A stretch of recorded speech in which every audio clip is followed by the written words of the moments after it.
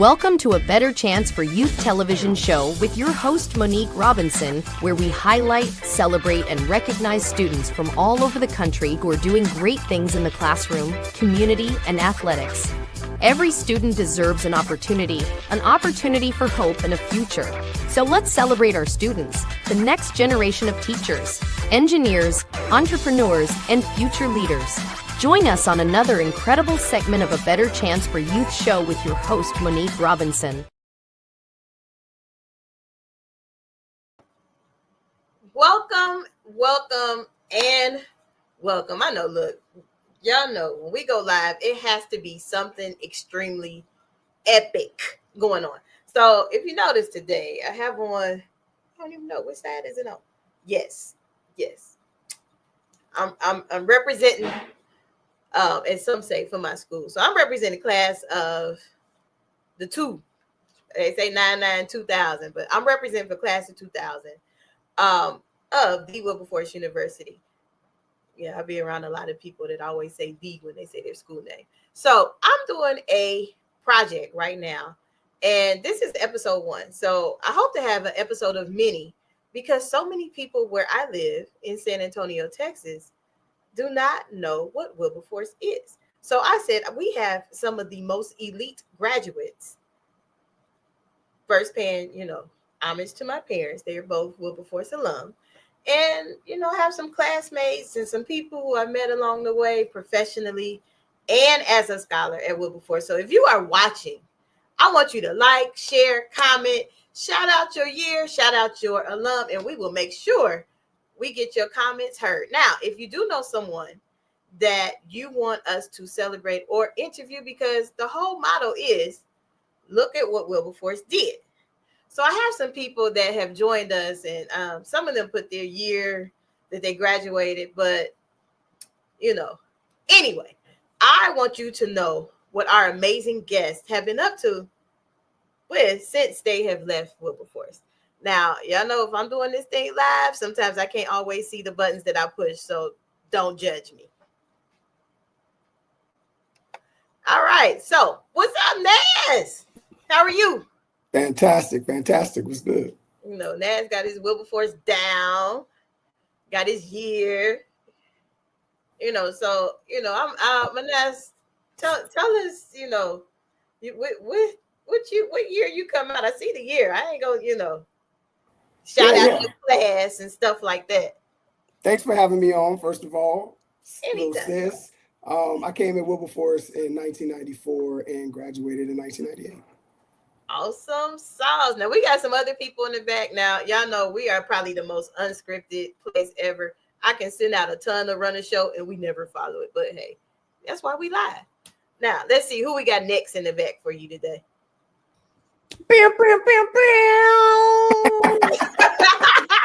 I love the green and gold. Look at my sis, that green and gold. Come outside. Let me hold that shirt though. I trade you one of mine for. I know. I need that shirt that you have on.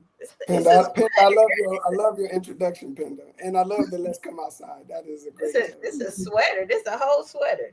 Thank you. I love it.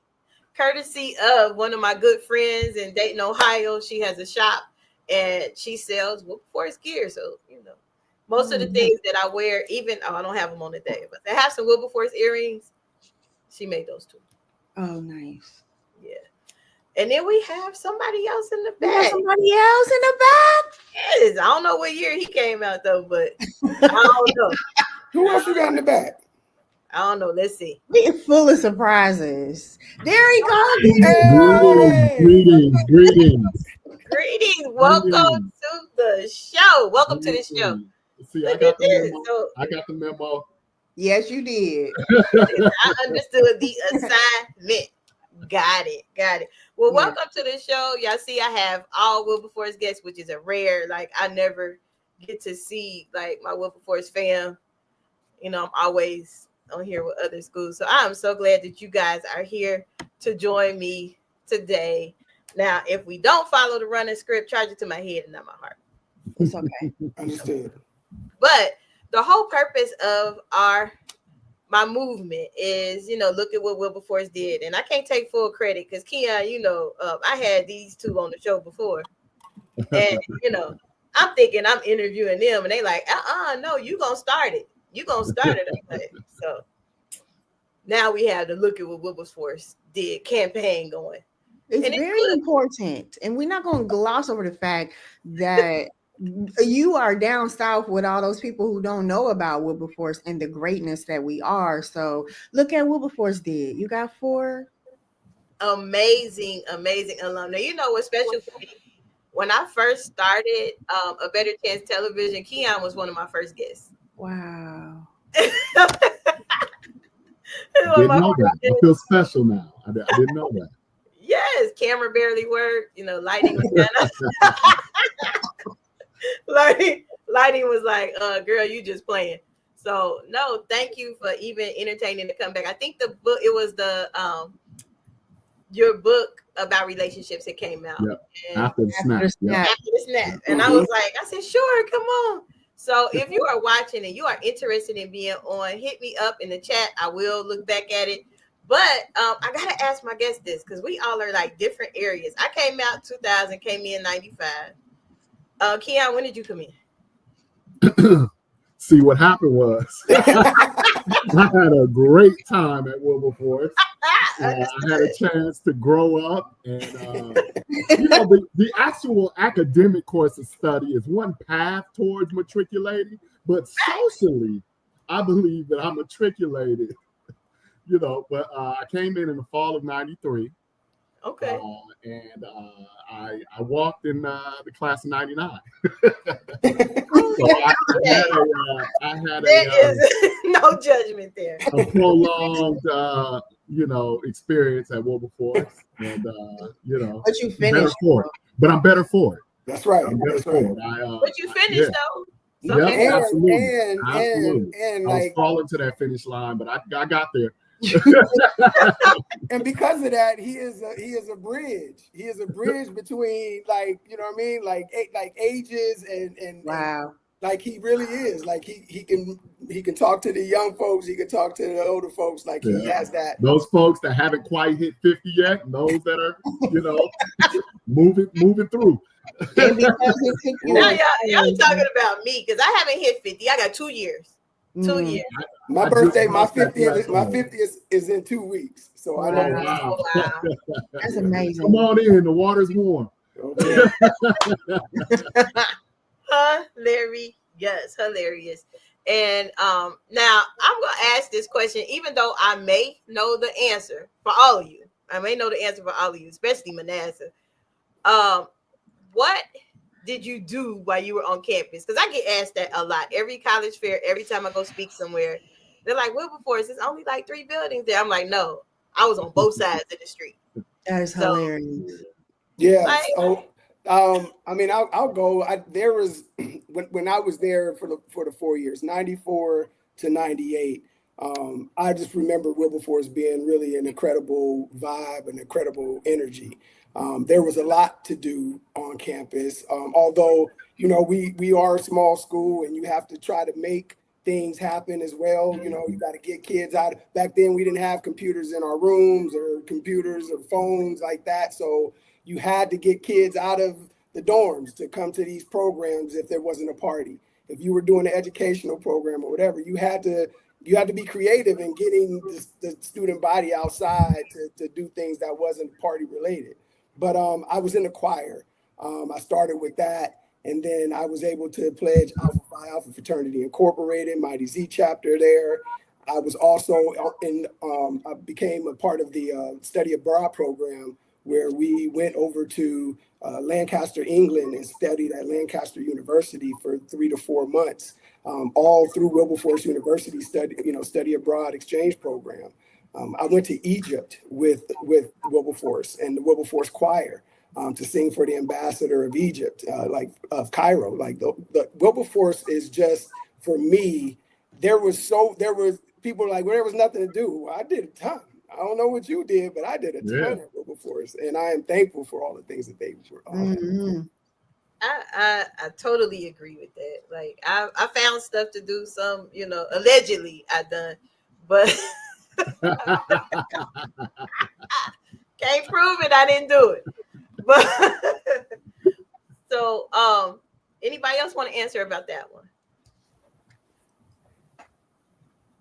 Well, I twinned. I'm an identical twin, so he and I. That was one of the unique opportunities. Many people who come with siblings or already have siblings on campus when they get there, or a cousin or somebody they grew up with. That was a very comforting experience because I grew up in Los Angeles, so I was thousands of miles away from home. And I'm a pretty affable, friendly dude, and so is my brother. So we made friends. One of the beauties of going to Wilberforce and specifically for Wilberforce, it's nestled right there in the Midwest. So when you did get off campus for a short holiday where I couldn't go to Los Angeles, I got to visit Cincinnati, Cleveland, Detroit, Indianapolis, St. Louis, Pittsburgh, so Dayton. So that was an awesome experience, being nestled right there in Ohio, but also being able to see the country. So in addition to, globe trotting like Manasseh, got a chance to actually, see some states that you only really, hear about for sports teams and maybe you see in movies or TV shows.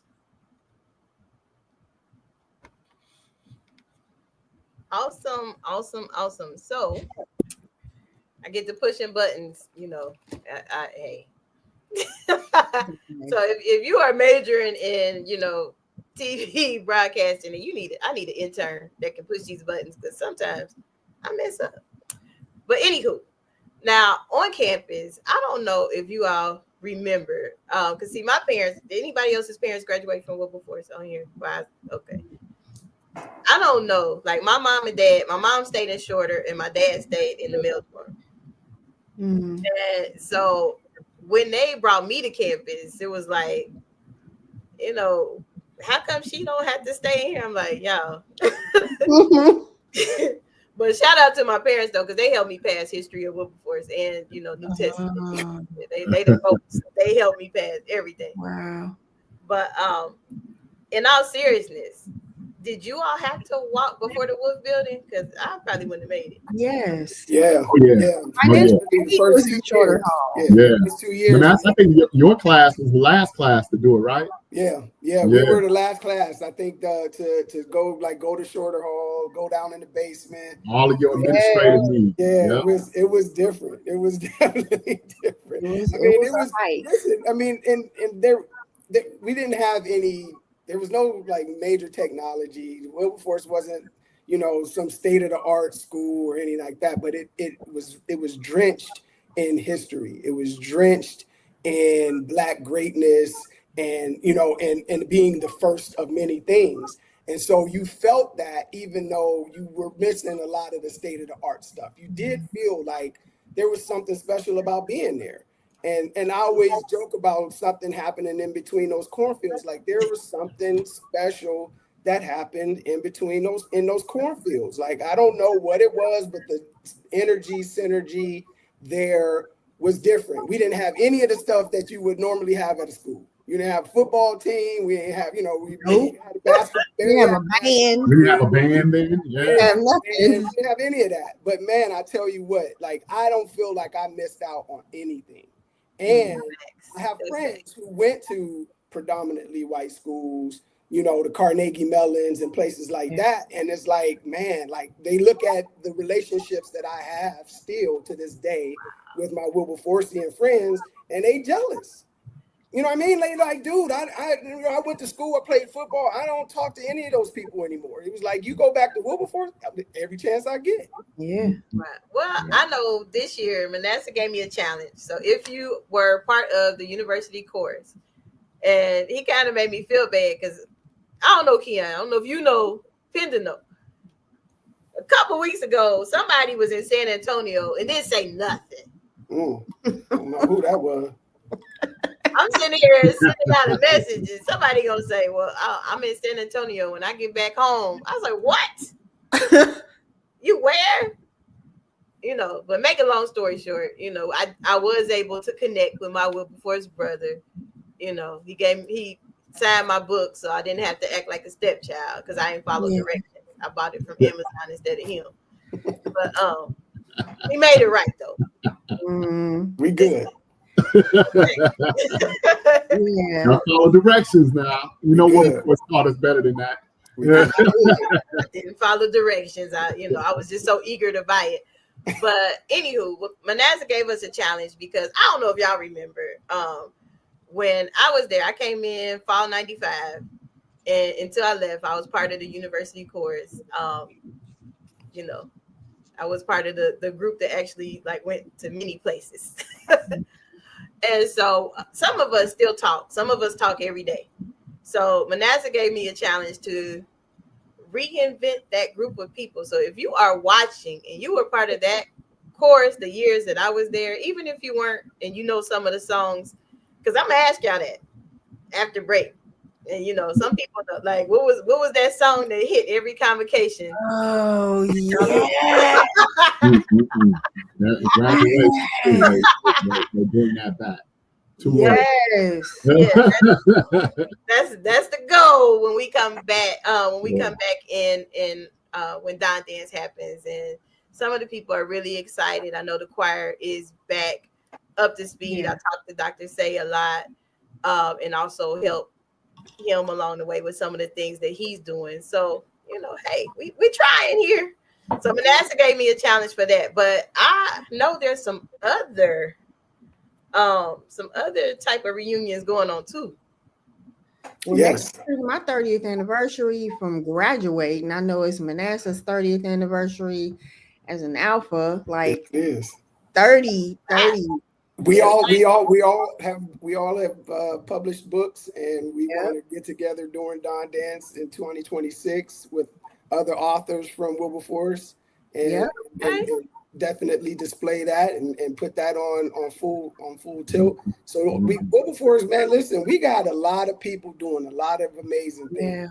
And you know, I just feel like we were talking before we got on, and Penda was just saying that we got to stop, like, you know, kind of tampering it down our flame. Like, we are great. We have done some great things. Wilberforce alum have done some amazing things, and we need to highlight those things, and we need to talk about them, and we need to give people flowers, and people need to give themselves flowers and stop acting like we ain't the stuff. Like, you know what I'm saying? Like, we not the big schools, we not Howard, we not Hampton, we not none of that. But we are Wilberforce, and we you know what I mean? I'll put us up against anybody. Mm-hmm. Yeah, absolutely. I'm just saying. Yeah, absolutely. I remember. I don't know if I was a freshman or a sophomore, but Dr. Muriel Brayley, I think it was an African American class or some literature class or something. Yeah.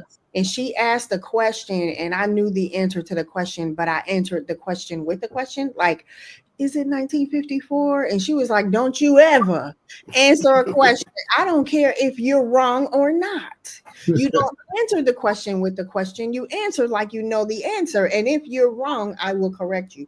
That got me right.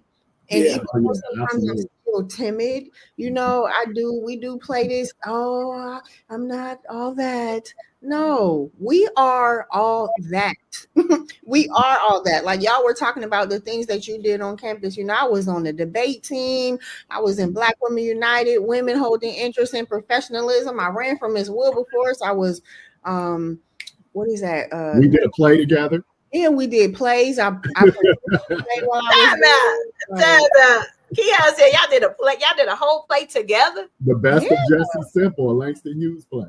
Yeah, we did. We did. We were the lead characters. And listen, like, you know, like Keon has been in the forefront of a lot of things, like a lot of movements, man. Like, this dude is such a humble guy, but he's so passionate and so giving and genuine, and you know what I mean? Like, it's the only reason that my book got finished. Like, he, you know, thoughts in my head. I'm talking to this dude. He's like, dude, you need to go talk to Penda. Like, it's because of Penda, and that all comes back to Penda.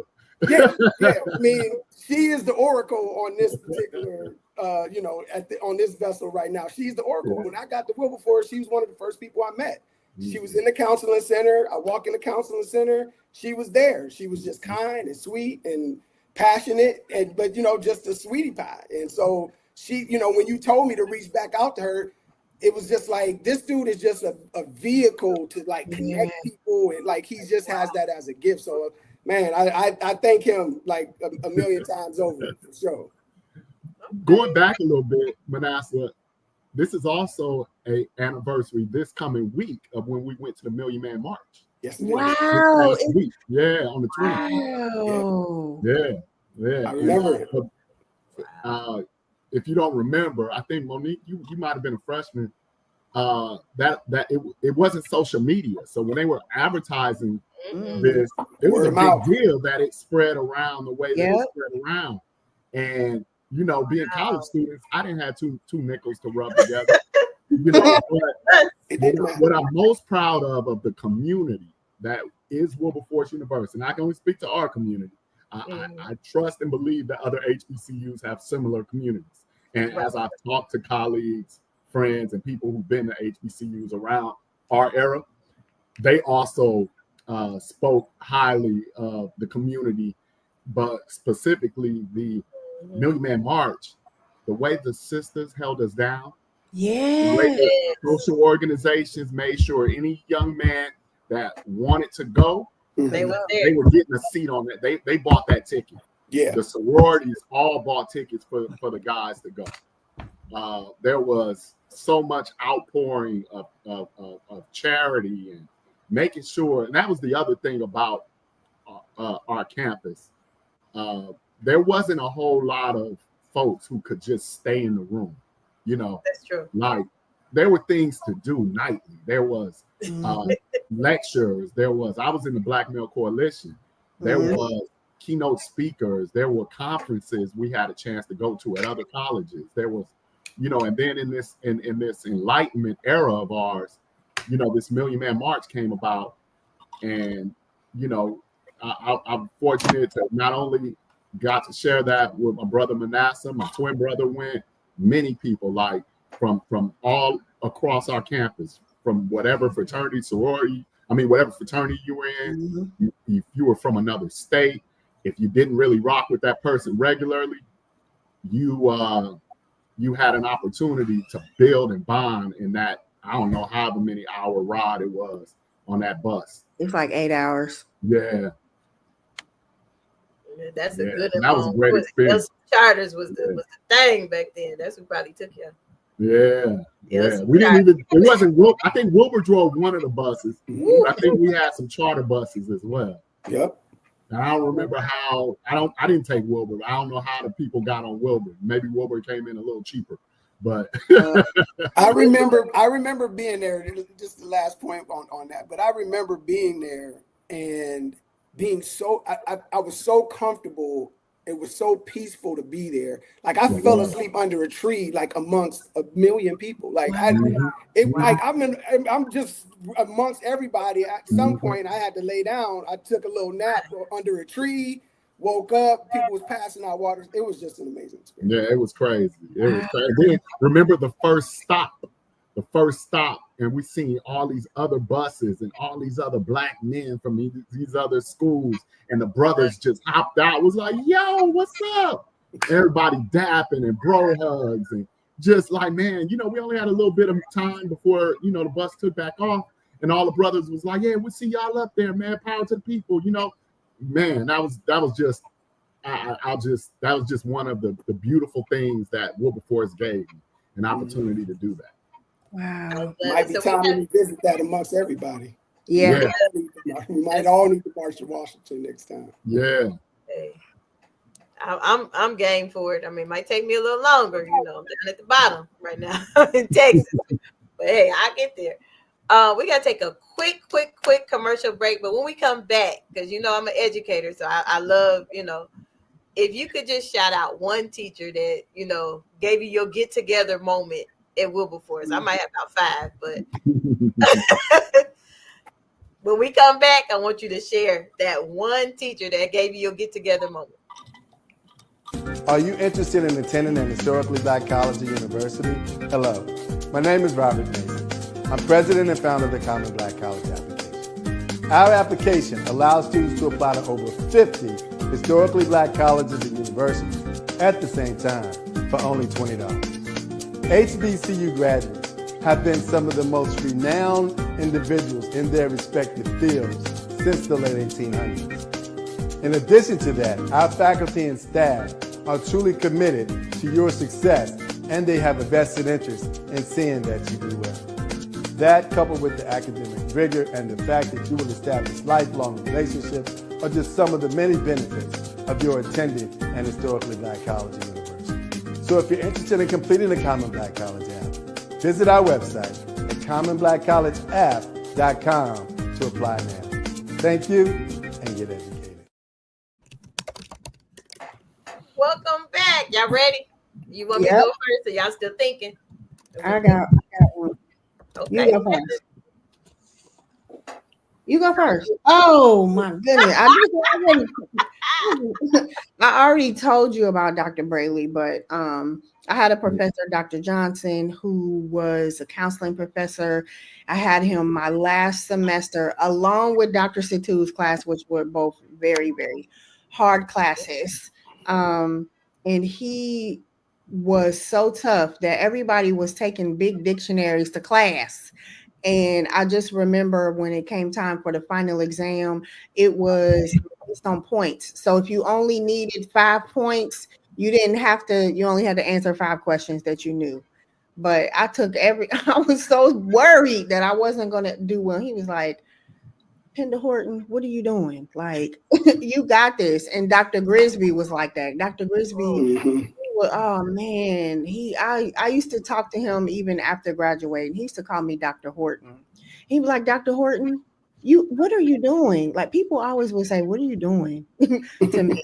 Yeah, just so many. Dr. Grisby was a good guy. true. Man, I love him. Rest in peace. Yeah, he was a good guy.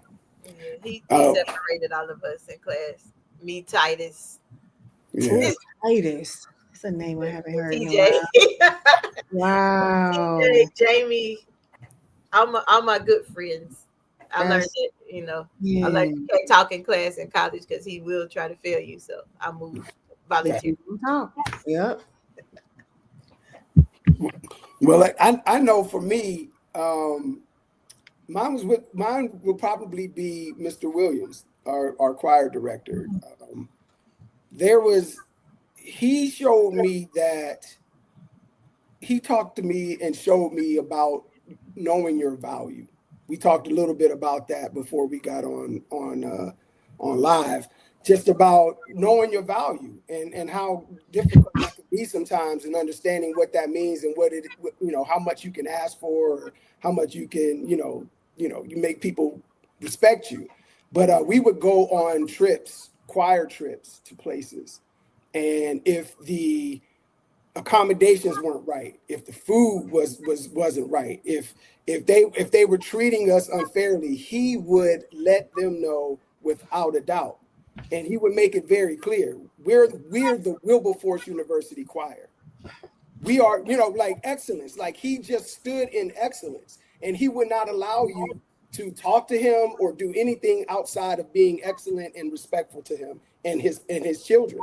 I remember one time we got to a church. They were supposed to be, we had been traveling all night. We were supposed to be getting some food before the concert would start. We get to the church and they don't have the food ready. There's no food ready. And he's like, what's going on?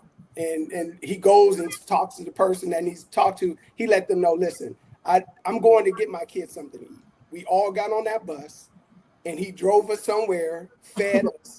Got back to the church. The concert was a little late, but he didn't care, because he was going to make sure that we got what we deserved.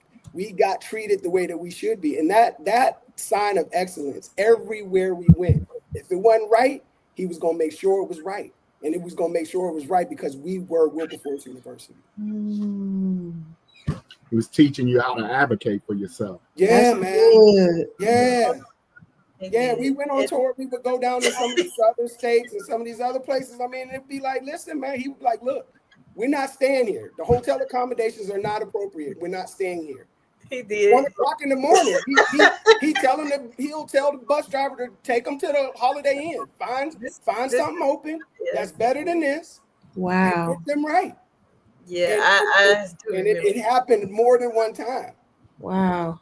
In real life, like we were. I don't know if Manasseh remembered, but I was traumatized. They put us up in like some kind of like camp or something. The campground. That's the story I'm talking about. Wow. We get to our accommodations, it's like a campsite. So they're like lodges with like, bunk beds. And Mama O was like, rest her soul. Mama O was like, this ain't gonna happen.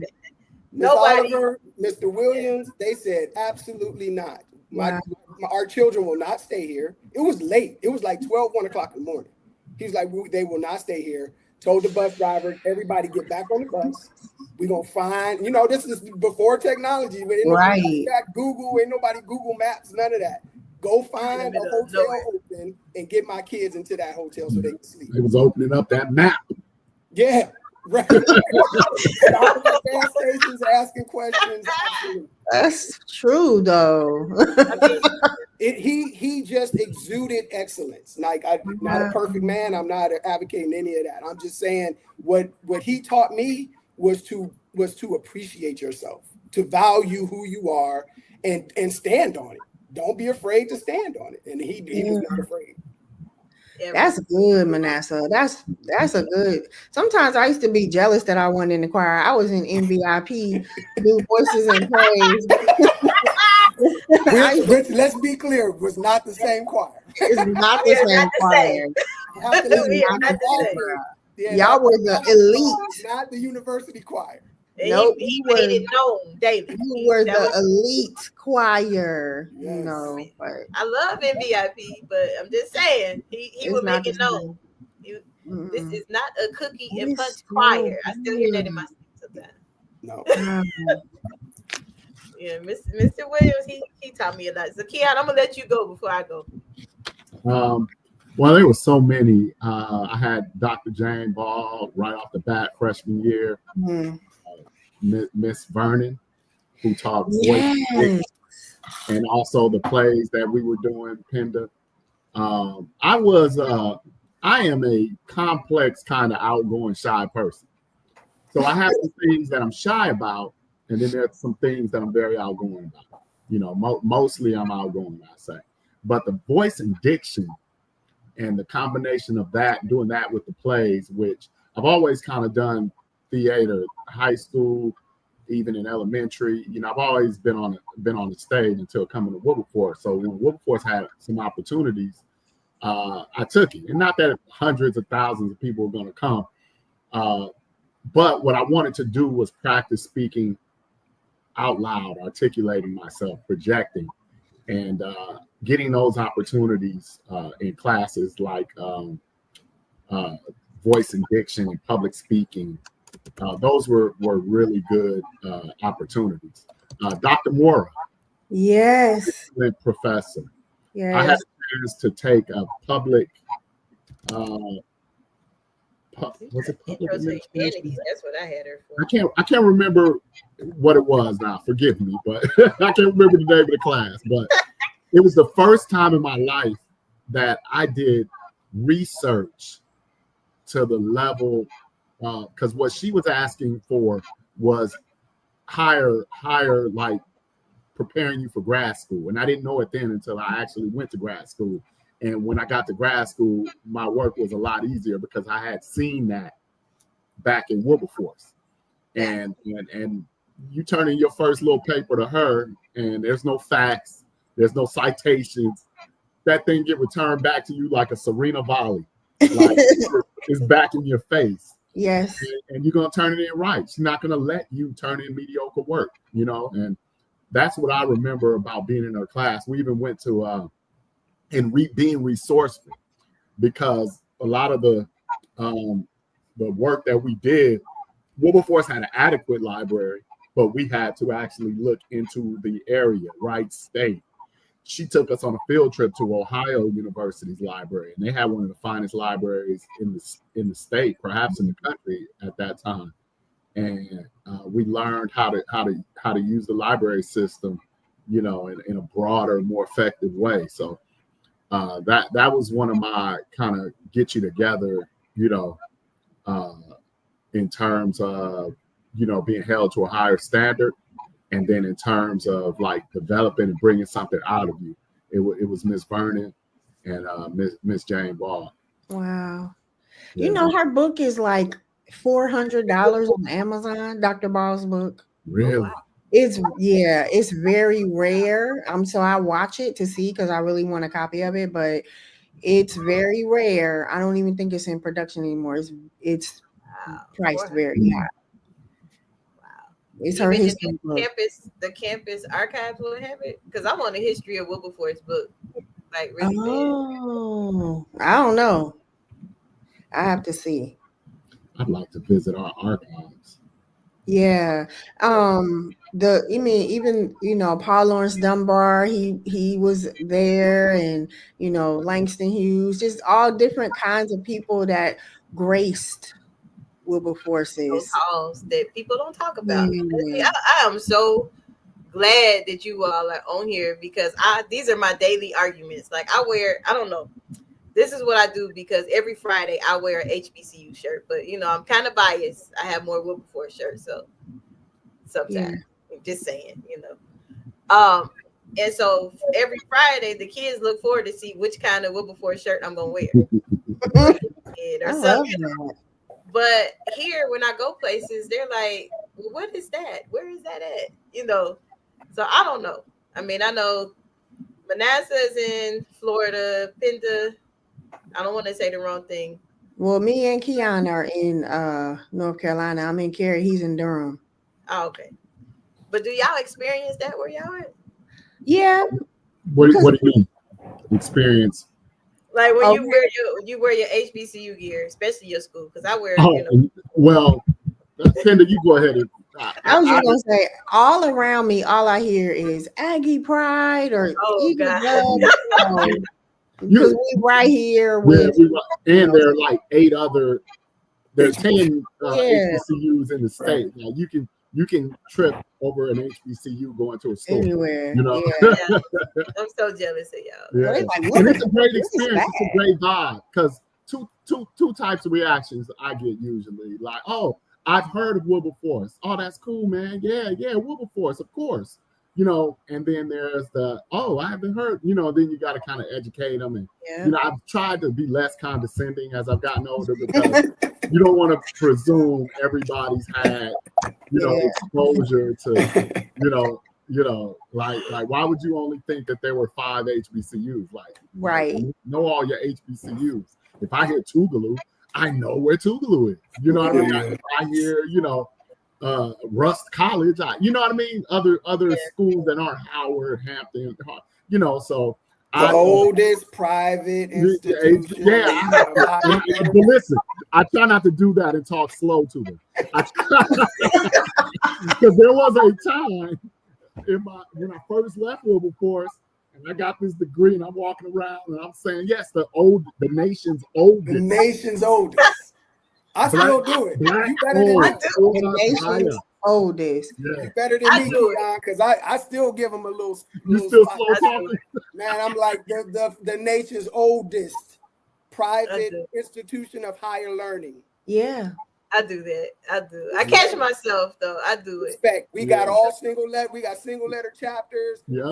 We the first, bro. I'm not. And you'd be surprised. I run into Greeks who, when I say we have single letter chapters, they didn't know that. Wow. Then after that, and when I hear that, I'm like, oh, then I go find. Then I act then like I'm like, okay, what'd you say? I act like I hear my mama calling me. Yeah. I'm quickly in the call, in the call, or in the station right there. Because clearly, you know, you didn't know that Delta was beta chapter. Okay, ma'am. All right. I gotta cool. go. All right. Where did you think it was at? Where did you think it was at? Where did you think the chapter was at? That's what I want to know. Where your history? That's right. Did you read? Yeah. Do they have the right materials to teach it? You know? That's So, Dr. Mo, I have a question for you. I know this is your show, but It's a how, hey. I mean, we never planned it. It's okay. I would never I went to Bowling Green and my parents met at Bowling Green. So I went to Bowling Green to get my master's, right?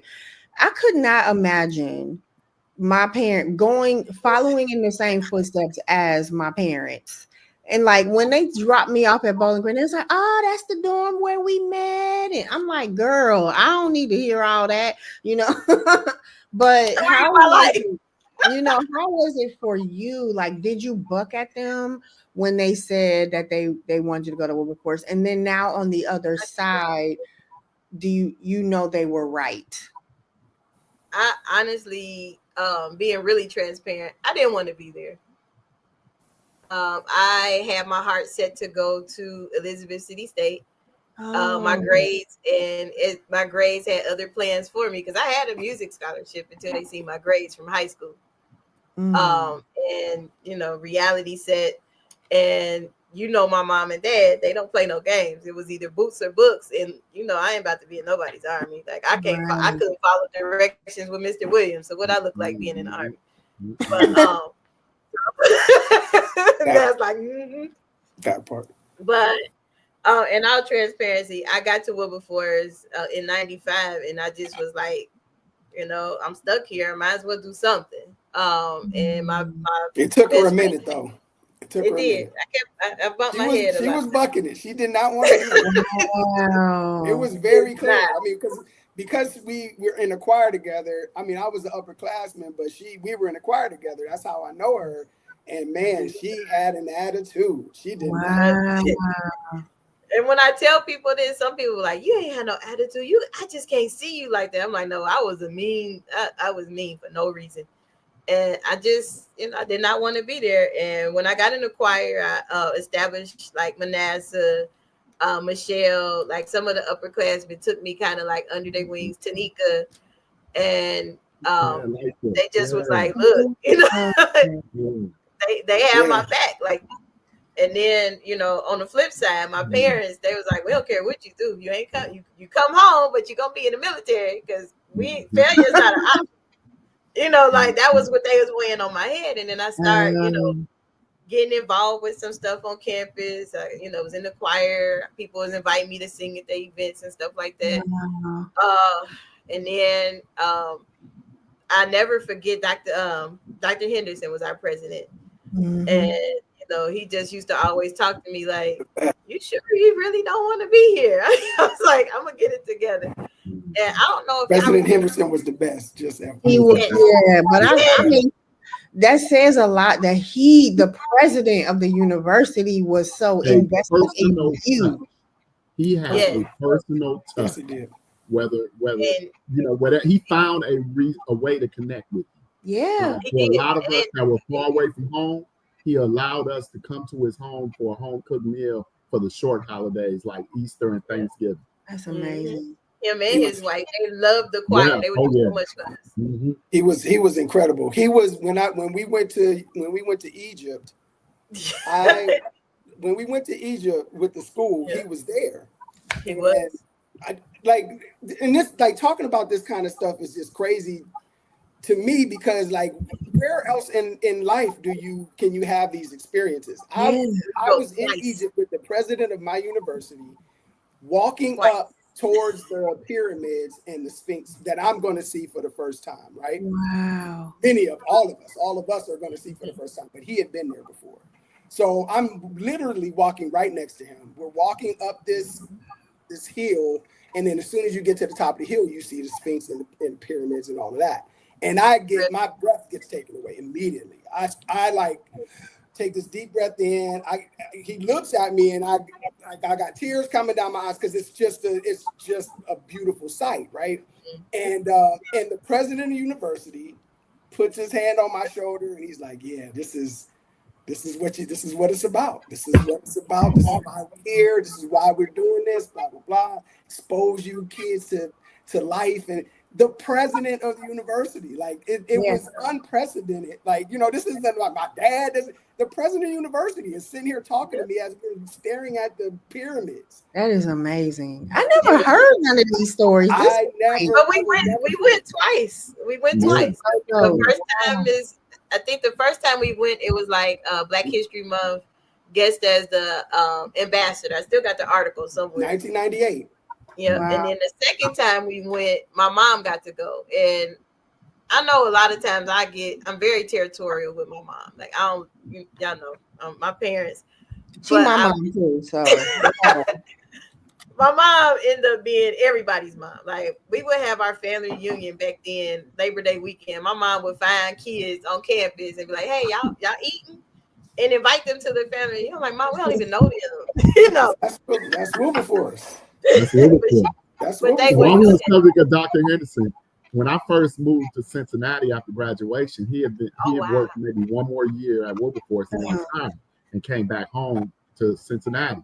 So in seeing him around Cincinnati in some of the volunteer capacities he was in or whatever, he would always stop whatever he was doing and say, "Hey, this is one of my twins," and he'd introduce me to whoever was in his circle. He always made sure I was good. He always made sure if where you employed or you liking what you're doing, what his interest and his memory and him taking a interest in my professional development. When first of all, to do it in college was one thing, right? Yeah. But then to do it, now I'm an adult, I'm out in the world now, and for him to have taken that interest, I that was one of the it was like having being so far away from my own parents, like having him in Cincinnati made that move even more comfortable. Amazing. Where is he now? I'm like, we talking about people. I want to go sit at their feet now that I'm an adult and just thank them. I'm gonna tell him thank you, because he saved me from a lot. Like I don't Emeka Moore was like that too. Emeka Moore was the reason that I went to Europe. I didn't go. He asked me, and I said, "No, I'm too scared." He looked me in the eyes and said, "Do you want to go?" I said, "I don't know." I said, I was like for 3-4 months, he was like, "If you want to go, you can go." He said, "You just got to tell me if you want to go." He's like, "There's a lot of life out there, son. You don't have to stay where you have." Amazing. Yeah. So that's right. You did go overseas. Yes, I studied in Lancaster University, Lancaster, England, my senior year, January until April of my graduating year at Wilberforce, and Emeka Moore and President Henderson were at the forefront of that. There were the reasons that even happened. It was like that's really cool. For students, I mean, and like the co-op program, like there was so much there at that small school at that time. And the energy that was there, we had dirt roads. We didn't have paved. We didn't have a paved like road or nothing. Like it was dirt road. It was a lot of people didn't have cars. No, we had 3-4 buildings. That didn't matter. Like something in those cornfields got us 30 years later on this damn podcast or whatever we doing, talking about Wilberforce. And the more you talk about it, the more I'm like, why would we ever minimize ourselves? Like, we are talking about some amazing things that Wilberforce gave us and who we are as Wilberforcians. How dare we say, "Oh, I'm not all that"? No, Wilberforce made us who we are, and as a result, like, look at these relationships we have. I am so, like, one of our Wilberforce sisters is moving here next Saturday. I'm counting down the days. So excited and so happy. Like, when I see when I found out you was coming, I was like, "Yay!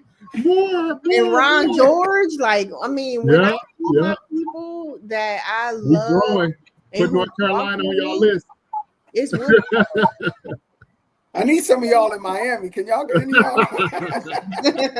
Right. I'm like, goodness. It is 4 in Texas, but they like, I think one of them graduated in 80, one of them graduated in like 92. But they come to the events though, because I love it. Like every time Cassandra, Monique. Yeah. So next time, you're only 2 hours from my parents. So next They time in Round Rock. I go to the water they park. in Round Rock. I check on them if you need me to. I keep Oh, you that's posted. I keep you posted. See, Yeah. that's what Wilberforce. You know, Eris is in that area too. So yeah, I we love have you, other Eris. persons too. Yeah. Aries. I love Yeah. Eris. I Oh my haven't seen in so long. Yeah, I see love her. Yeah. Eris. Yeah. See, she was And there my Eric freshman year. McDaniel's in Texas. Yeah. Eric, man, I just can't. I can't. I wish I could go to homecoming, but like, I get Yeah, I'm not able to so go this full in this my year, but spirit. hopefully we play this back and this gets played next week. So in the spirit It of homecoming, is. people can see can see, you know, how proud we are of Wilberforce, and Wilberforce can hopefully be proud of us. Yeah. Because it's a lot. Definitely. It's a lot. I mean, you know what I mean? It Kamal is. Smith doing movies, and you know what I mean? Yeah, The list goes Corbin. on. Like Gino, yeah. Corbin, Gene. I mean, the list goes on. We have amazing Yes. people doing amazing things, and it all came from Wilberforce. Yeah. I'm proud of our educators. We've got principals. We've got Oh, doctors. people doing collegiate, you know, work in you know, in higher academia. We got people, you know, doing it in corporate America, doing it in clinical research, you know. Entrepreneurs. Entrepreneurs. Yeah. Yeah. But so I put us against anybody. I don't care what nobody says. Yeah. I'm extremely excited that you all have brought up everything that because sometimes they hear from me all the time. Mm-hmm. So when they hear from people who have walked the same walk, you know, even though I'm the youngest on here today. I get it. I'm the youngest. I get it. But, you know, especially the different bonds that I have with you all. Like Penda, you know, Penda is family. Manasseh's family. Keon, you family too. But like Penda knew me when I was, you know, still trying to find my way. Manasseh met me when he probably was like, who is this crazy girl? They got I told you just reminded me of myself, like this little chip on your shoulder. Mm-hmm. Don't really, you know, gonna give somebody told if they get too close and all of that stuff. So, I knew thank God for deliverance. But in all seriousness, though, I am forever grateful for what Wilberforce has done and continues to do. I really am, and I would never. And Penda got on me this week. I'm be honest with y'all, because y'all family. Be honest with y'all. She got on me, but I didn't want to call her before we came over here because I didn't want her to tell me y'all. But y'all know, sometimes I go visit other places. But at my church, they had a song fest. And I know, Manasseh, you hold your thought. They had a song fest, and the pastor was like, "Hey, anybody know this song?" You know, he was talking to the congregation, and I'm sitting in the back, just looking around or whatever, trying to, not make eye contact with anybody. And so I felt so bad that I had to post a video of me singing the song at my mom and daddy church because I was like, "Oh God!" So Penda got on my case really, really bad in the text. So when you got on here today and was like, quit downplaying yourself. And I really hope when, if you're watching this, if you are watching the replay and you graduated from the Wilberforce University. See, I'm around a lot of people that graduated from Prairie View, so that's how they announce themselves. So I graduated from the Wilberforce University. I say it just like them. But we need to quit downplaying our school. And I think the more we do these talks, if we can come up with some alum that is ready to share their story, I will dedicate from now to homecoming to look at what Wilberforce did, because I know we have different chat groups and they talk about all this unnecessary foolishness when it comes to homecoming. But it's time to be like real and say, hey, we need to be builders.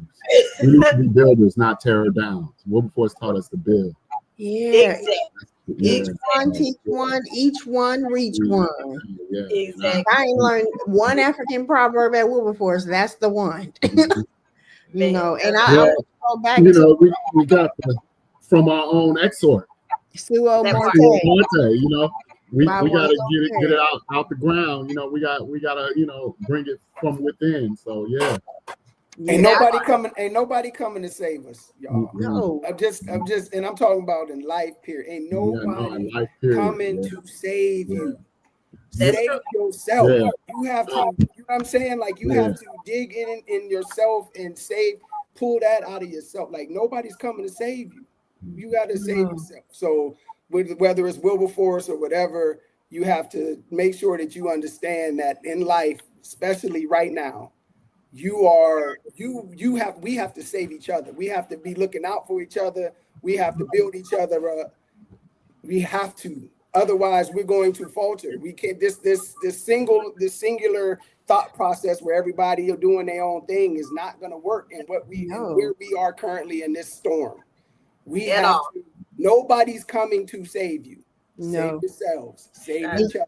You gotta paint this picture though, like Wilberforce in the middle of cornfields where the KKK would be having rallies down the street. Facts. Like the Underground Railroad was really part of where we were. So that's part of the reason why we're so close, because you couldn't be out by yourself. You had to be with somebody. That's what Wilberforce taught us. This ain't for play. Like this family in real life. This family in real life. To tell stories. The Tawawas, like there's spirits there. There are spirits there. I believe that. The Tawawas used to scare me, but I used to be over. But allegedly, I was over there. I said, I mean, there were the history of Wilberforce and the things that happened prior to us being there are legacy things. Their legacy, their blood, their sweat, their tears that are on in that soil. You know what I mean? And we walked on those hollow grounds. You know what I mean? Like, we are part of that history. I know. That's another caretaker. That's another caretaker. Oh, that's Mom Brown right there. Keeping us on the straight and narrow, keeping us connected to our purpose. And still doing it. Thank you. Still doing it. Thank you. She is forever my choir mother that saved me from many. She called me the other day to make sure that I would send her the book. So and you better sign 30 years. It's been 30 years, and she's still mama. Still making. You better sign it. You better sign it. My book and send it to me. Now I ain't gonna go on the website, baby. I'm gonna just send you a check, and I need you to mail me my yes, ma'am. Yes, ma'am. Yep, and you sign it. You sign it for her. Like, yeah, this. When you put a smile on your face when you do it too. Absolutely, yeah. This is so good. It was for me. I'll speak for myself. I didn't know that Wilberforce, because I didn't want to be at Wilberforce either. I had no plans on being at Wilberforce, but what Wilberforce gave me, I didn't realize until after it was all over. I needed what Wilberforce offered me. I don't know how I would have fared at a larger school, at a predominantly white school. I don't know how. I needed family. I needed a family atmosphere. I needed that small campus, even though I fussed about it, and dirt roads, and I fussed about it. But at the end of it all, I needed it. I needed what Wilberforce had to offer me. And it gave me everything that I needed. It was a family-oriented environment. Yes, it was small, but man, the relationships that I built are timeless. Oh, absolutely. Yeah. So I feel the same way. I feel the same way. I needed to get out of Los Angeles because I think the expression of drinking through a fire hose, the culture and society, we would have drowned, my brother and I. Wow. And I think what Wilberforce presented was enough of the foundation of knowing what's right, because it was a small school steeped in church values, plenty of diverse students who reminded me of family, reminded me of a lot of the elders that were on campus, the upperclassmen. They reminded me of my older brother. My older brother went to Morehouse. So when we were looking at schools, by the time we came about, we was looking for an HBCU. It had to be an HBCU. There was no other option. And then it had to be a school with some importance and significance. So I remember when we got our acceptance letters we were like, we're going to Wilberforce, telling the stuffy Morehouse dude, you know, that we had got accepted, and he was proud, and he had heard, you know, he had heard of Wilberforce. He you know, he knew a lot. He was telling us about Wilberforce when we got to campus, and he was still in Atlanta, so that was also great because instead of going way back home, we were able to stay gone from home. Like my mom was very protective in LA, but as long as we were outside of LA, she was fine with us seeing the world and, you know, going to do that. So we had to leave LA. I don't know that I've seen for you know how people are that live in, you know, in your hometown. They never go but maybe 2-3 hours down the road. Yeah. You know, LA is a big city. You got people that's never been east of Las Vegas. Yeah. And I feel that if it was not for Wilberforce, I could have been one of those people who, you know, just a town, you know, a townie guy. So Wilberforce was truly a global experience. We had our African brothers and sisters on campus. We had, you know, it was just a cultural explosion. Like we were able to really, and then people from everywhere, from small town, big city. You're learning dances. You're getting trade-offs for food. You're learning styles, clothing. Hip hop wasn't as broad with so much intersectionality as it is now. It was just maybe 2 or 3 regions. But even the diversity of that, you know, we like this out west, but we like this in the Midwest. We like this in the South, you know. So, where else can you get that experience? You know, and it's I'm like from Dayton. one place where you can get a buffet of all these experiences while only being in one place, you know. I mean, I don't even know how I got to Wilberforce. Like, to be quite honest, I don't remember filling out an application. I went to Wilberforce sight unseen. The only day that I never visited the campus. I saw it when I was a senior, and it was grad night. Oh wow! And I just really think about, like, I went to Wilberforce. It was a half an hour away from home, but I felt like I was across the country because I was so immersed in the culture. And I think it's so important, like y'all are saying, Wilberforce chose us. That's the way that I have to think about it. Oh, like, absolutely. I don't think I don't got a letter like, I'm going to Wilberforce. Like, I wasn't like that. I wanted to go to Jackson State. And my daddy said, nah, Pen, you going where the money is. And there we are. Go where the money resides. But you know, I gotta go back to Keon.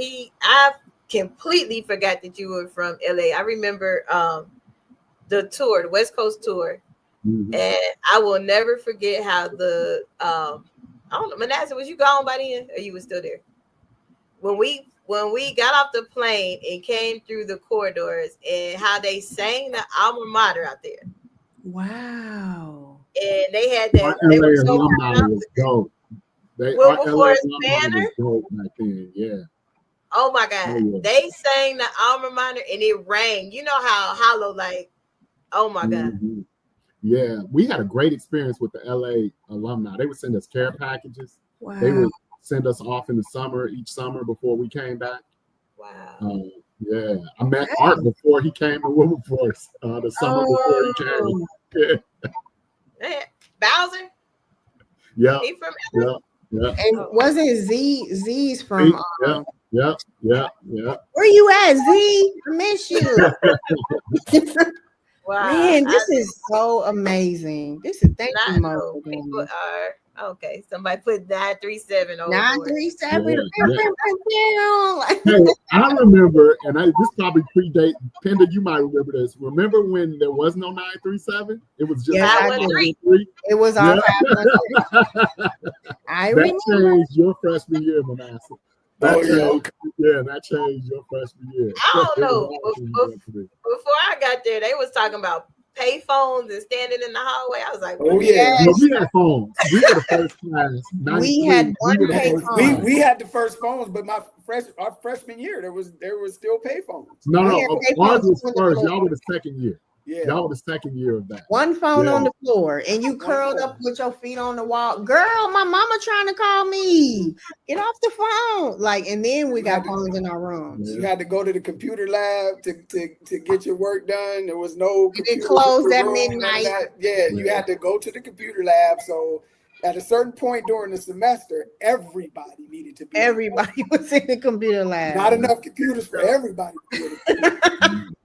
Man, Hey, then you will always hear somebody yell out at some point during like finals week or something. I lost my paper. Yep. Oh man. Yeah, I did. I lost Dr. Calendar's paper. Oh, And I wanted to throw that computer all the way across that computer lab because Dr. Calendar and Dr. Situ probably was the hardest classes that I've ever taken in my life. So hard. Dr. Situ. I mean, they had many people crying in them computers. Oh my God. And your paper had to be bound when you turned it in. I remember going to Kinko's at like 2:00 in the morning for them to bind my paper so I could slide it under her door. That was no joke. Literally cried because I was like, I'm about to fail this class because I'm not about to do this over. I done sat here all day in this lab. It was bad. It was a different time. It was a different time. This is no auto saves. No AI. No auto saves. These kids don't know how good they got it. They don't. Right. They don't understand. So we got to take this last commercial break, but when we come back, I do got a big question because I need to know. Our next phase is from Wilberforce to the world, so I want to know like what you got going on because we all got stuff. So right after this, I want you to tell me. What if your greatest breakthrough was on the other side of your story? Inspire Me Moments, Living Out Loud with No Regrets by Anthony Harris Brown isn't just a memoir, it's a mirror, a movement, and a map to becoming who you were meant to be. Through raw honesty, spiritual insight, and empowering reflections, you'll unpack your past, embrace your scars, and rise stronger. This book is for the dreamers, the educators, the men learning to breathe again, the women reclaiming their worth, and the leaders who lead with heart. You'll find real stories of trauma and triumph, tools for healing, and moments that remind you, the cape was never in the closet, it's always been in you. Inspire Me Moments. Live out loud with no regrets and all heart. Get your copy today everywhere books are sold.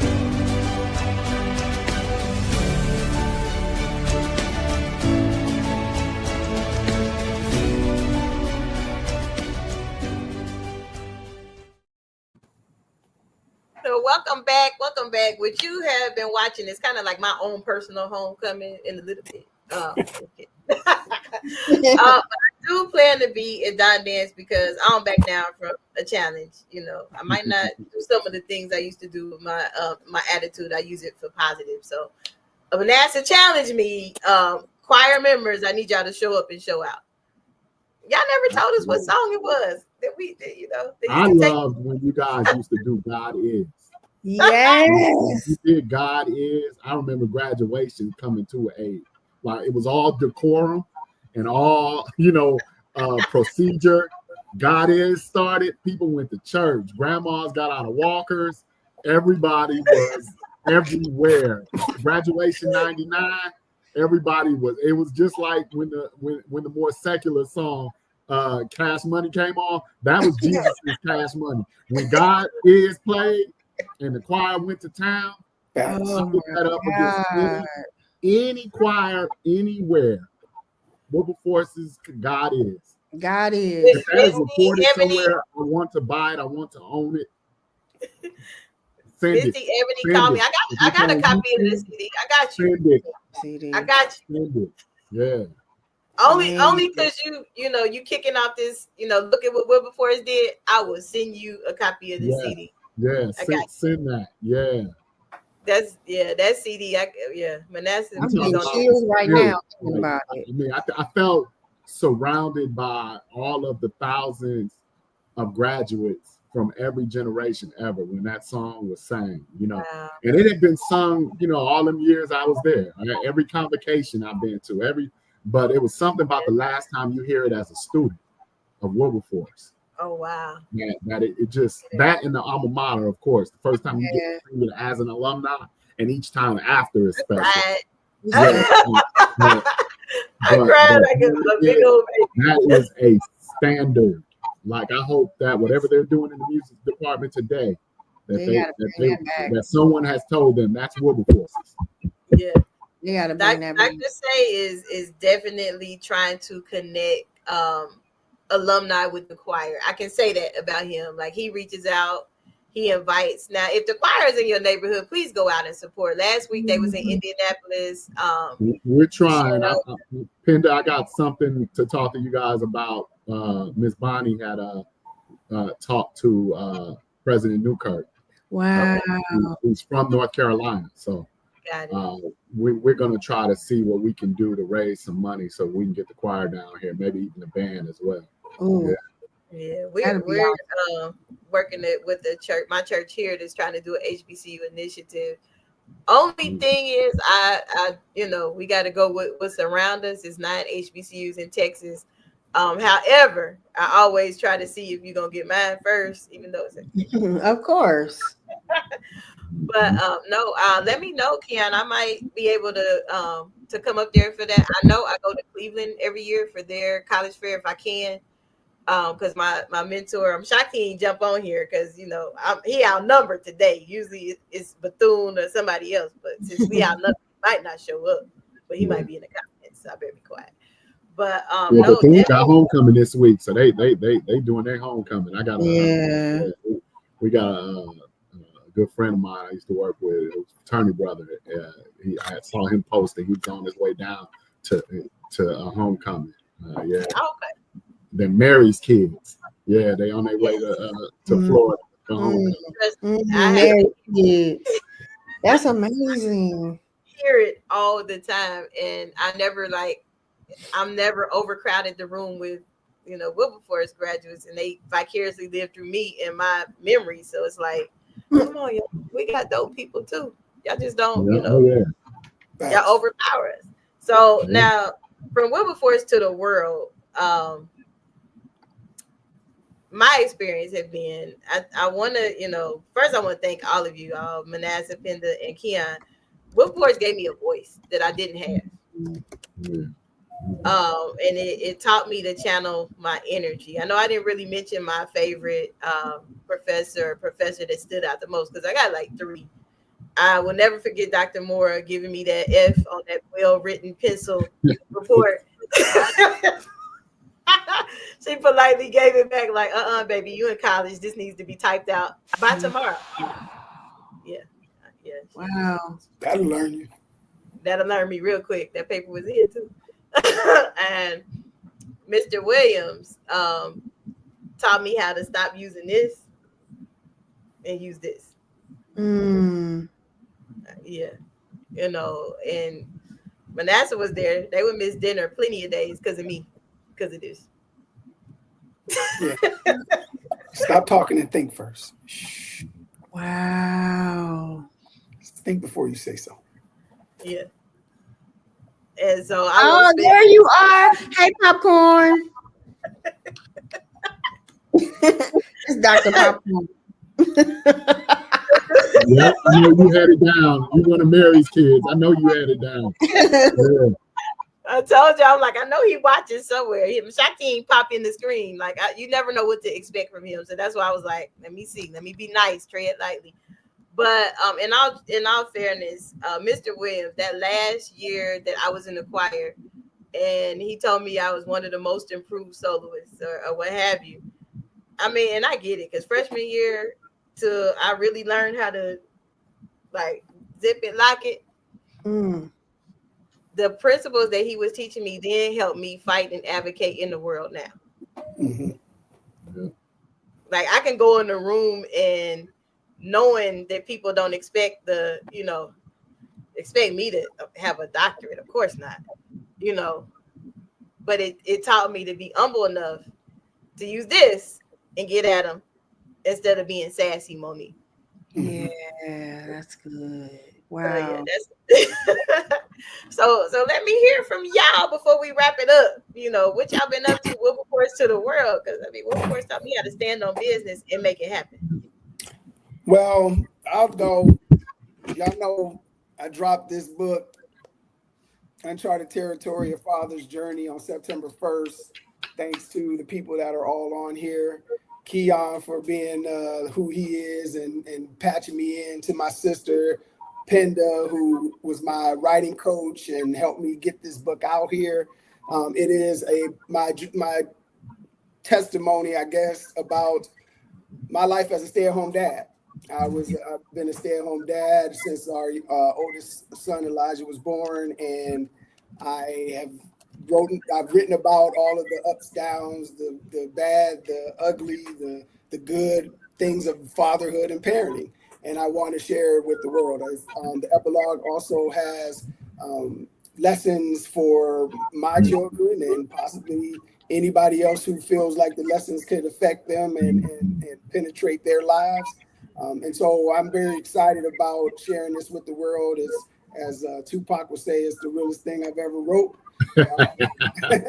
I kind of bear it all. I try to be as honest as I can, and I try to be as vulnerable as I can in this book to show people some of the things that I've gone through and hopefully help them along their path as they read it and kind of get into it. So I'm very excited for it. I hope everybody goes and gets it. You can purchase it from www.manassat.com, and I will sign it and I will send it to you.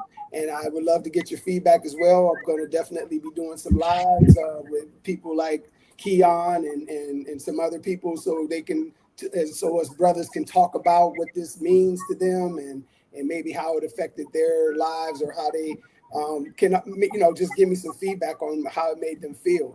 And so far, so good. I've gotten a lot of great feedback from it, and I'm just thankful for everybody who supported. Please go get it. I know a lot of people, right? Yes, I know a lot of people, and a lot of people haven't bought this yet. So get to it, people. I know that's right. Yeah, I know a lot of people. If you went to Wilberforce, buy the book. I'm so happy for you. I know a lot of people. Yeah. Go get the book. Go get the book. Absolutely. And get it from him and not on the website, because he will fuss at you. And see not on Amazon. Get it from him. I can't sign it if you get it from Amazon. I can sign it if you get it from manassat.com. I learned. Goodness. You good. You ain't got it. You good. We good. We fam again. We all right. So that's what I've been up to. I've been up to this book. Go get the book. Penda got a book coming out. Yeah, Penda has a book coming out. Monique, you got your logo. Thank you. You got your logo over my book cover, but Running Between Dandelions, it is it's my first novel. It has been a dream to write a novel. I wanted to honor my mother. My mother is deceased, and honor relationships and the sister friends that pull us through when life is hard. The log line is: a woman must understand her mother's story in order to overcome her fear of being an unfit mother. So since Wilberforce, my desire is to help people tell their stories, and I really most recently have been working with mostly Wilberforce grads like Keon and Eris, and just so many people who found me after all these years when my gift was literally born at Wilberforce. I also will be starting my production company, Penscribe Productions, because I have some short films. Actually, the novel was inspired by a short film, and so I want to go into production in May with this film called Yellow, and then we're going to travel the world and talk about it. Mm-hmm. I really am just desiring I want to be one of those notable alum of Wilberforce, so that where, like, when I'm dead and gone, they'd be like, Penda James went there. Yes, I think about that. I want to make Wilberforce proud, and the people who poured into me proud, because there were too many sacrifices and too many open doors for me. So this ain't for play. That's what we talking about. Come outside. Let's go. It's on you, Keon. Well, I am. Let's see. Okay. I am proud of my two published works that are in the world. They're for right now available on Amazon only. locally, I'm doing some distributing. But if you want to support me, you can look up After the Snap. This is my first book. This was a very vulnerable exploit of myself. I was able to kind of share poetry. I'm a poet, as you can see in my tagline. I've been writing poetry since I was in 6th grade. And one of the things that I've always been able to make sense out of life, when life is kind of lifing, is I can always kind of slow myself down, turn everything off, chill out to some music, and get to writing. So during one of the difficult times of my life, I was in my previous life, I was divorced, and I wrote about the tales of that in poetry. So this was kind of like a narrative poetry. So fast forward, what Wilberforce did for me is now I'm happily married, about to celebrate 9 years tomorrow with my lovely Wilberforcian Rashaki Furnace. And I was able to move past this point of my writing journey and get into Love Multiversal. So this book is a collection of poems loosely themed off of Marvel and other superhero themed shows that had arcs in them where they were in some romantic setting. So I was able to kind of turn those into stories about poetry and love and relating them even back to like real life and, things that I've experienced. So Love Multiversal is on Amazon, and so is After the Snap. I'm also working with, local poetry nights, trying to get my shape and my weight together for being involved with slams and really doing the performance side of things. I love writing mostly, but for poetry, it is better to sell your work if you are hitting the stage often. So trying to find those opportunities and recording to music. Those are some other opportunities that are coming down the pipe. Doing some tinkering with script writing for some ideas that I have. And, and then where I have left, if I'm giving it mostly to God and to family, to my art, to work, the rest to Wilberforce. So that's what I'm doing now. Love it. So And Keon is very active as a Wilberforce alum in Wilberforce alumni affairs. He's my president. That's what I was about to say. I didn't want to say it and say it wrong. And I accepted a role on the board as well. This past Dawn Dance as well. So I watched it. He don't just talk it. Yeah. So I'm excited to kind of give my time, my talent. If I don't have a lot of treasure right now, time and talent is hopefully something that we can farm and mine, and hopefully it'll yield something from my contribution that'll help Wilberforce along. And really, that's really my attitude with people. It's just whatever I can do for you.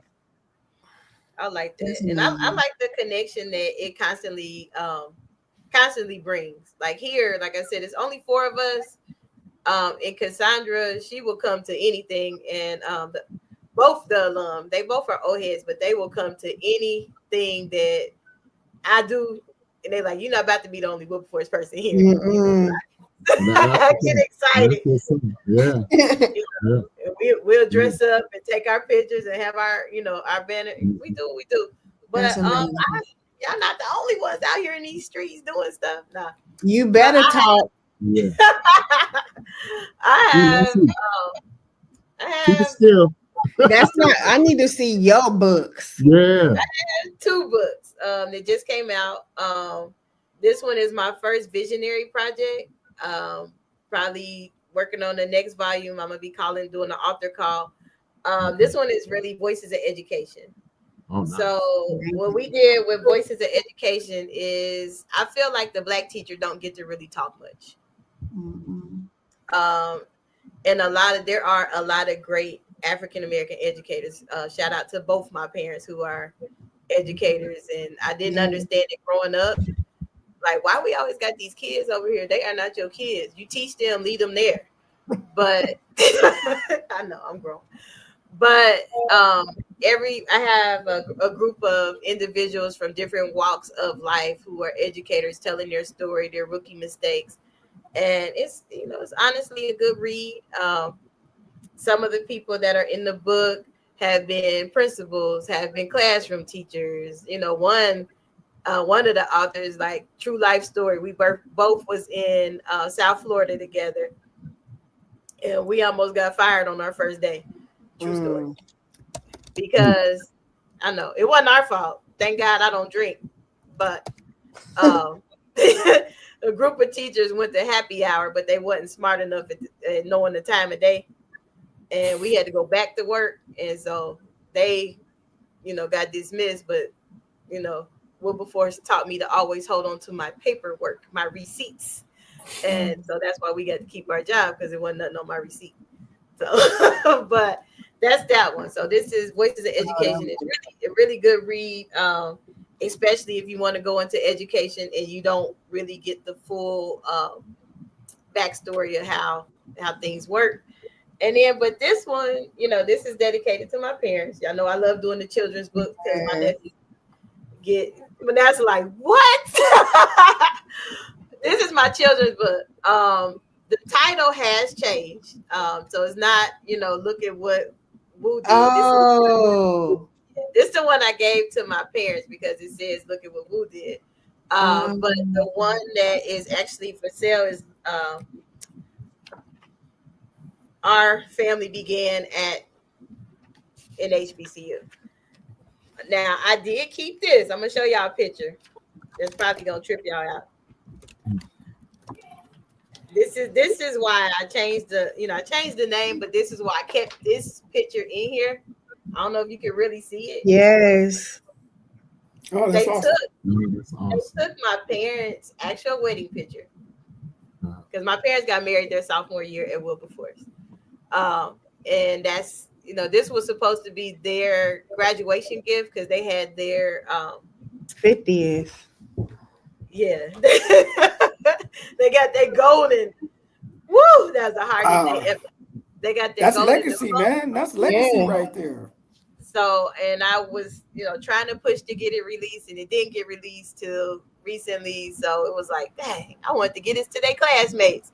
But so this is the newest children's book. It is available on Amazon, but it is not listed under that name. If you want that name, you have to get it strictly from me. But so that's what I have going on. I'm still doing my nonprofit. You got 9 more books. Oh my God, Penda. I have this one too. It's upside down. I'm not gonna let you minimize yourself after we just had all these big old conversations about let's let it. I mean, that's goals right there. Let it fly, right? Me with this one little single, one little book. I'm over this here, is your show, like JV, like y'all over here. You got me like DJ Khaled and another one.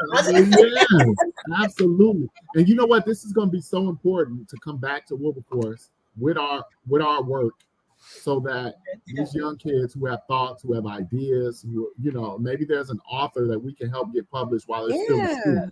Yeah.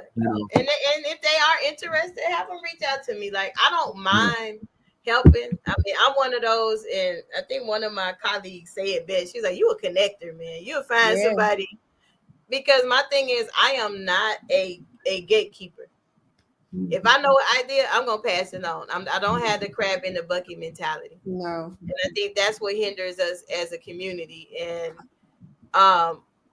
before we go, I have to say this, because at Wilberforce, that's what taught me how to, calm down the rough edges around myself. I will never forget in New York. I think we was on the Today Show. We were in New York, and that was when I found out that my sister had AIDS, and she, and Tanika and Michelle, because I've always been private. I don't tell people my business, and they just was like, what's wrong? How can we help? That's family. when my sister passed, who was there? People from the choir. Yeah. That's the first time I heard you talk about it. Like, yeah. As free, like what people might not know. Like I graduated from high school with her sister. So the family lines run deep with us. So it was tough when she passed, but Monique never talked about it. So this is the first time I heard you talk about it like freely without inhibition. I see the growth, sis. Yeah, it used to mess me up because me and my sister, and that's why I value people with siblings. We did not get along. We was completely opposite. Vanessa, like, whoa, we completely opposite. I know. Completely, like down to the wire opposite. And woo. But I learned to grow when I got, met friends and seen a different way of life. Like I was from Dayton, but I was never home. You live where? Your mama want company this week? I used to go visit. I think I was in Louisville more than I was in Dayton. People probably thought I was from Louisville. But so I'm just saying, make those connections and those friends while you are there. Yeah. Y'all got any final thoughts before we get out of here? No, love yourself, take care of yourself. We're in unprecedented times. Nobody's coming to save you. So you better start talking to the people we need to start reaching out, helping each other out. Folks need to, we listen, we gotta go. We're not foreigners to rough times. No. I mean, we're not foreigners to having to struggle and having it. That's where we probably most comfortable because we've done this for so long. We know how to do it. But we're in unprecedented times. So just please, everybody, show a little patience, show a little grace, and let's just take care of each other. Facts. Yep. Facts. You said it best. Yeah, I'll go next. I've got this quote up on my Facebook profile by Jonas Mekas. Okay. It says, "In the very end, civilizations perish because they listen to their politicians and not their poets." Oh, I see what you did there. Okay. Well done. Well done. Well done. I see what you did there.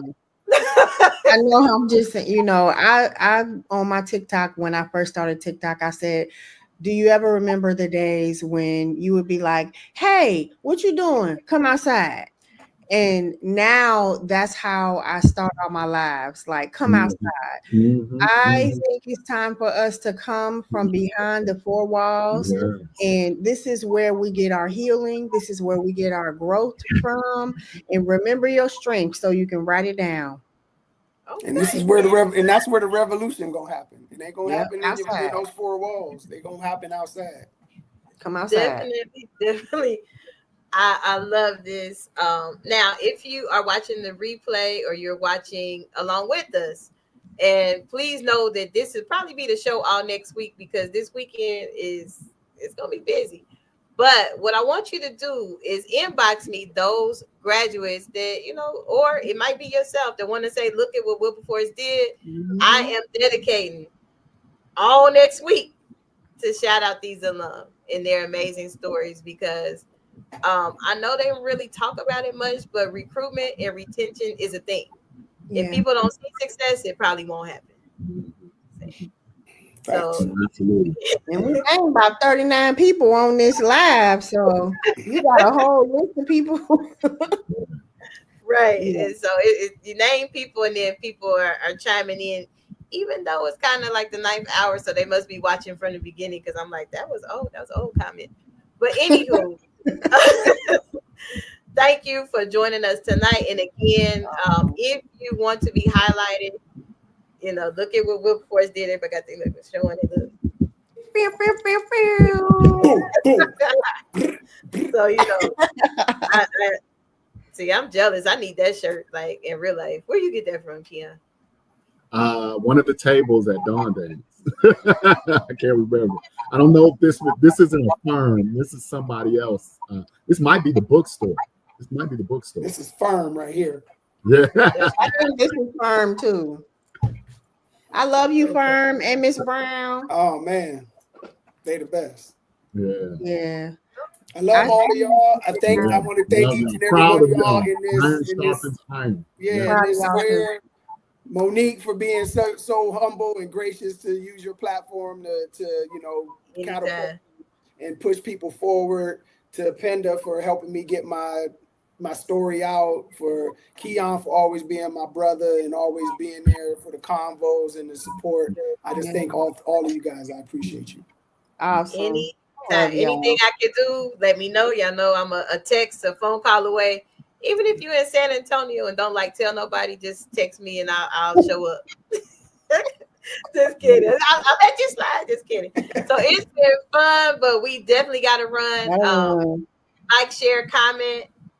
Hit me in the inbox if you are interested in being highlighted. All next week is dedicated to homecoming because it's homecoming. Yeah, it's homecoming. Yeah. Homecoming. I'm not gonna make it to I'll Ohio. I'll be there in spirit. I'll be there. I live vicariously through y'all. Try to get there. But I'm coming to Don Dance though. Yeah. I'll be at Don Dance. We'll be at Don Dance. Let's go. Don Dance. Yep. I'll be there. So it's been fun, but we definitely got to run and stay tuned. Check out because this is absolutely what Wilberforce did. Look at that. Boom. Got the glasses and the hat.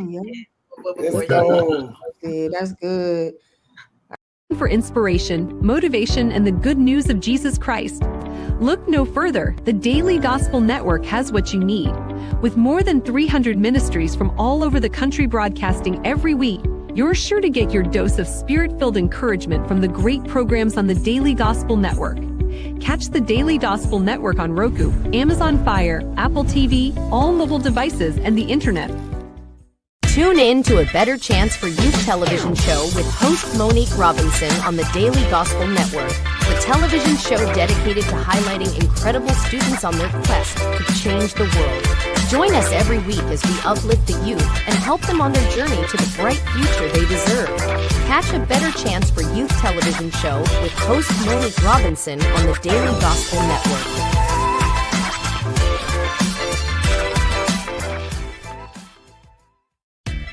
Thanks for watching A Better Chance for Youth television show with your host Monique Robinson, the television show where we highlight incredible students in their quest to change the world.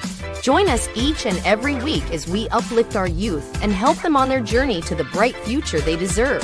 So until next time, God bless. From your friends on A Better Chance for Youth television show with your host Monique Robinson.